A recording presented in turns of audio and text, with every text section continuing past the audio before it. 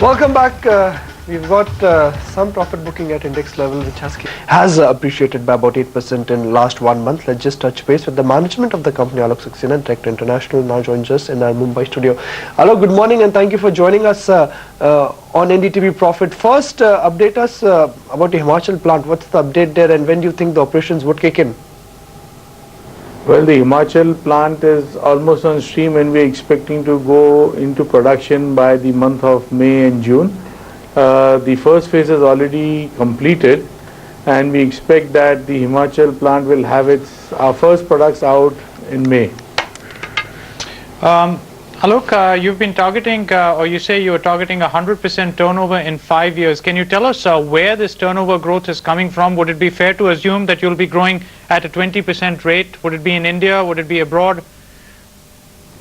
Well, one of the things what we've done is we've launched a whole new range of products, and in fact the latest introduction from our company is anti-smoking chewing gum, and we've really worked on a range of products not only for the Indian market but also for the international markets.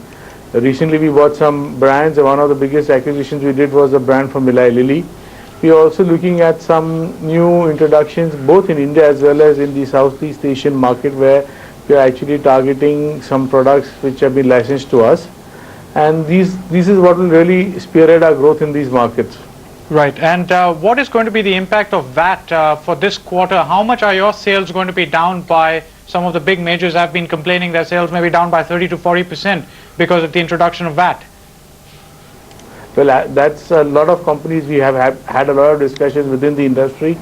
A lot of people have been affected, but some of our products like the New Life range which we have introduced has not been affected, because you see the whole situation depends upon the demand of the products in the market. In fact, we've seen 2-3 of our products have actually, there has been a large offtake of these products, but on the whole there will be a downward trend in the market because of this VAT issue. Right. How much are you growing by? What's your forecast for earnings and for sales into next year?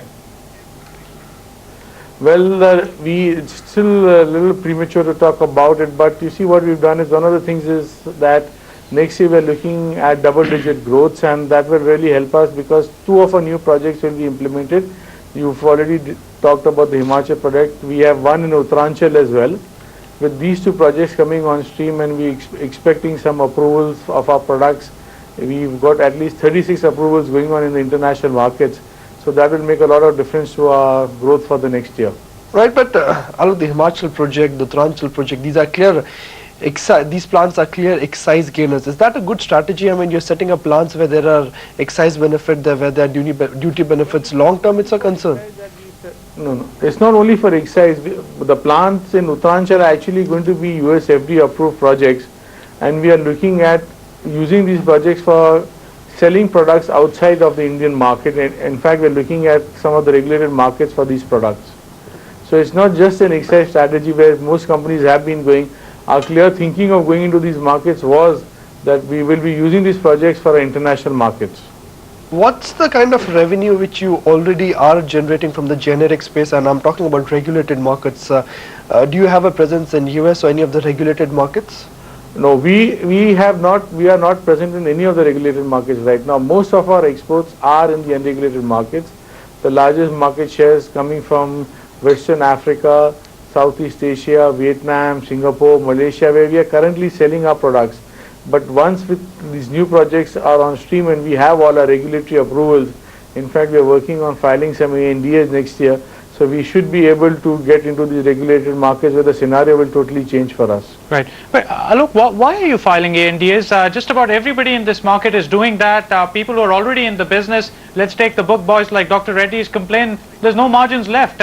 Every single Indian company comes and files 6-7 DMFs and ANDAs. It's impossible to compete. Why are you getting into that business? Well, we are not actually going to do it ourselves. We are becoming approved suppliers for some of the biggest advantage we have. We work with more than 27 multinational companies, and as an approved supplier to these companies, they will be filing this on our behalf, and we will be manufacturing products for them in India, and they will be the ones who will be getting the licenses. So we will be just an approved supplier, which makes a lot of difference, because most Indian companies have done it on their own, which means setting up a distribution center, setting up their own networks, and that lowers the margins. We will not be doing that. We will be going on the approach that Elder would actually become one of the suppliers to the companies we work with. Right. So if I understand you correctly, then you're not filing an ANDA because the US FDA has to approve you as a supplier. You're filing a DMF. Then you will be supplying to a company that will find a ANDA. Yeah, absolutely. We will be an approved supplier. Okay. And can you tell us how many drug master files are you planning to file, and when can we see your first drug master file? Well, we are working on 3 right now, but it will take at least another 12 months before we will actually be ready to file a DMF. Right. And what part of your revenue will be your US regulated business? Well, what we are doing is we are first targeting the European market, and then we will target the US market. We haven't actually worked out the numbers, but we expect that exports will actually be between 8 to 10% in the next 2 years. Right, Alok, thanks very much for joining us. That was Alok Saxena, Director International at Elder Pharmaceuticals. Nikunj, you got some mid-cap corp stocks to tell us?